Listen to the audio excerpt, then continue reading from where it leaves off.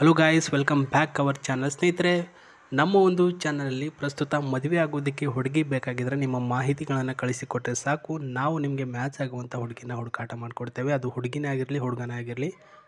ನಮಗೆ ಇವತ್ತು ನಂದಿನಿ ಪಾಟೀಲ್ ಅಂತ ಫೋಟೋ ಸಮೇತ ವಿವರಣೆ ಕೊಡ್ತೀವಿ. ವಯಸ್ಸು 27 ವರ್ಷ, ಶಿಕ್ಷಣದಲ್ಲಿ MCOM ಮಾಡಿರ್ತಕ್ಕಂಥ ಇವರು ಉದ್ಯೋಗದಲ್ಲಿ ಅಕೌಂಟೆಂಟಾಗಿ ಕೆಲಸ ಮಾಡ್ತಿದ್ದಾರೆ ಪ್ರೈವೇಟ್ ಆಫೀಸ್ನಲ್ಲಿ. ಒಳ್ಳೆಯ ಒಂದು ಆತ್ಮವಿಶ್ವಾಸ ಆ್ಯಂಡ್ ನೋಡೋದಕ್ಕೆ ತುಂಬ ಚೆನ್ನಾಗಿದ್ದಾರೆ. ಊರು ಬೆಳಗಾವಿಯ ಒಂದು ಹಳೆಯ ಬೀದಿ ಅಂತೆ. ಆ್ಯಂಡ್ ಫ್ರೀ ಇದ್ದಾಗ ಇವರು ಹಾಡಾಡ್ತಾರೆ, ಕಲೆಗಳಿಗೆ ಸಾಂಸ್ಕೃತಿಕ ಕಾರ್ಯಕ್ರಮಗಳು ಮಾಡೋದೇ ಹೆಚ್ಚು. ಕುಟುಂಬದಲ್ಲಿ ತಂದೆ ಇದ್ದಾರಂತೆ, ಅವರು ಉದ್ಯೋಗ ಮಾಡ್ತಾರಂತೆ ಉದ್ಯಮಿಯಲ್ಲಿ, ತಾಯಿ ಗೃಹಿಣಿ ಆ್ಯಂಡ್ ಸಹೋದರ ಒಬ್ಬ ಇಂಜಿನಿಯರಿಂಗ್ ಓದ್ತಾ ಇದ್ದಾನೆ ಅಂತ ಇವರು ಮಾಹಿತಿ ಕೊಟ್ಟಿದ್ದಾರೆ. ಫೋಟೋ ನೋಡ್ಕೊಳ್ಳಿ, ಸ್ವಲ್ಪ ಲೈಟಾಗಿ ವಯಸ್ಸಾಗಿರೋರ ಥರ ಕಾಣಿಸ್ತಾರೆ, ಬಟ್ ಎಕ್ಸಾಕ್ಟ್ ಆಗಿರ್ತಕ್ಕಂಥ ಏಜ್ ಹೇಳಿಲ್ಲ ನಮಗೆ, ನನ್ನ ವಯಸ್ಸು ಇಷ್ಟೇ ಅಂತ. ಪ್ರಾಪರ್ಲಿ ಬಂದುಬಿಟ್ಟು 28ರಿಂದ 30 ಒಳಗಡೆ ಇದೆ ಸರ್ ಅಂತ ಹೇಳಿದ್ದಾರೆ.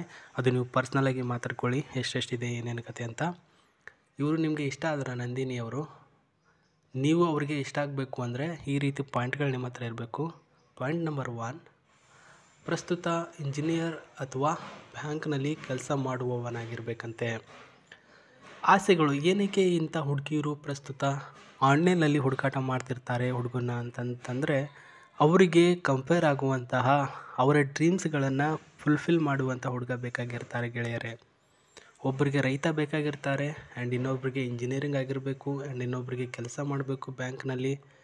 ಸೊ ಅದ್ಯಾವುದೂ ಇಲ್ಲ ಅಂತಂದರೆ ಇದರ ಒಂದು ಐಡಿಯಾನಾದರೂ ನಿಮಗೆ ಗೊತ್ತಿರಬೇಕು ಅಂತ ಹೇಳಿರ್ತಾರೆ. ಕುಟುಂಬಕ್ಕೆ ಹೆಚ್ಚಿನ ಪ್ರಾಮುಖ್ಯತೆ ಕೊಡುವಂಥ ಹುಡುಗ ಆಗಿರಬೇಕು ಅಂತ ತಿಳಿಸಿದ್ದಾರೆ.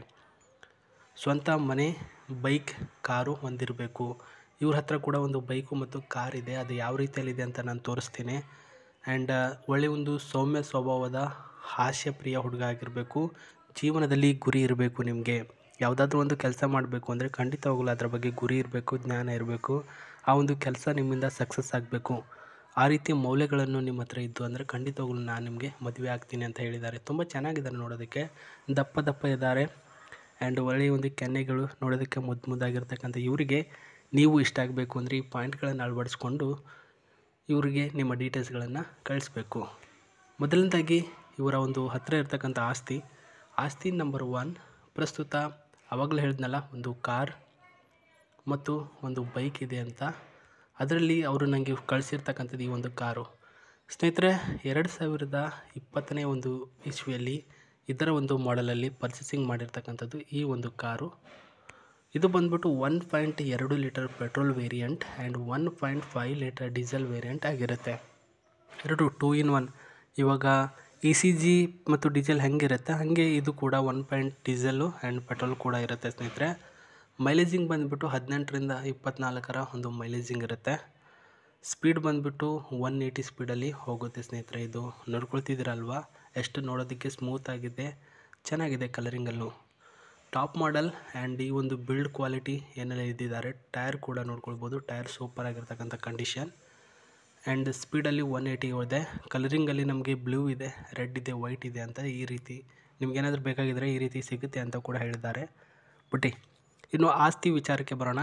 ಪ್ರಸ್ತುತ ಆಸ್ತಿ ಬಂದುಬಿಟ್ಟು 21 ಲಕ್ಷ ರೂಪಾಯಿ ಒಂದು ಮನೆ, 5 ಲಕ್ಷ ರೂಪಾಯಿ ಇವರ ಹೆಸರಿಗೆ ಒಂದು ಬ್ಯಾಂಕ್ನಲ್ಲಿ DD ಇದೆ, FD ಇದೆ. ಆ್ಯಂಡ್ ಅದೇ ರೀತಿಯಾಗಿ ಇವ್ರ ತಂದೆಯವರಿಂದ ಪ್ರಸ್ತುತ 20 ಲಕ್ಷ ರೂಪಾಯಿಯಷ್ಟು ಆಸ್ತಿ ಸೇವ್ ಮಾಡಿ ಇಟ್ಕೊಂಡಿದ್ದಾರೆ ಅಂತ ಹೇಳಿದ್ದಾರೆ.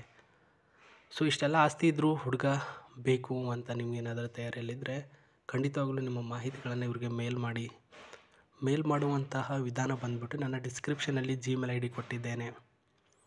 ಸೊ ಅದು ನಿಮಗೆ ಸಿಗಲಿಲ್ಲ ಅಂತಂದರೆ ಪ್ರಸ್ತುತ ನೀವು ಇಲ್ಲಿ ಏನು ಕಾಣಿಸ್ತಿದೆ SRE9591@gmail.com, ಇದಕ್ಕೂ ಆಗಲಿಲ್ಲ ಅಂತಂದರೆ PK0239933@gmail.com ಈ ಒಂದು ಮೇಲ್ಗೂ ಕೂಡ ನಿಮ್ಮ ಮಾಹಿತಿಗಳನ್ನು ಕಳಿಸ್ಬೋದು. ನಾವು ಪ್ರತಿಯೊಂದನ್ನು ಚೆಕ್ ಮಾಡಿ ನಿಮಗೆ ಡೀಟೇಲ್ಸ್ ಮೂಲಕ ಅವರಿಗೆ ಕಳಿಸ್ತೇವೆ. ನಮ್ಮ ಮ್ಯಾನೇಜ್ಮೆಂಟ್ ನಿಮಗೆ ಕಂಪೇರ್ ಆಗುವಂಥ ಹುಡುಗಿ ಸಿಗೋವರೆಗೂ ಕೂಡ ಬಿಡೋದಿಲ್ಲ ಸ್ನೇಹಿತರೆ. ಇದು ನಮ್ಮ ಒಂದು ಚಾನಲ್ನ ಗುರಿಯಾಗಿದೆ. ಇದು ಇವತ್ತಿನ ಮಾಹಿತಿಯಾಗಿದೆ. ಖಂಡಿತವಾಗಲೂ ನಾನು ಮತ್ತೊಮ್ಮೆ ಹೊಸ ಪ್ರೊಫೈಲೊಂದಿಗೆ ಸಿಗ್ತೇನೆ. ನಮಸ್ತೆ, ಟೇಕ್ ಕೇರ್, ಬಾಯ್. ಆ್ಯಂಡ್ ಹೊಸಬರು ಯಾರಾದರೂ ಇದ್ದರೆ ಸಬ್ಸ್ಕ್ರೈಬ್ ಮಾಡ್ಕೊಳ್ಳಿ ಆ್ಯಂಡ್ ವಿಡಿಯೋಗೊಂದು ಲೈಕ್ ಕೊಡೋದನ್ನು ಮರೆಯಕ್ಕೆ ಹೋಗಬೇಡಿ. ನಮಸ್ತೆ.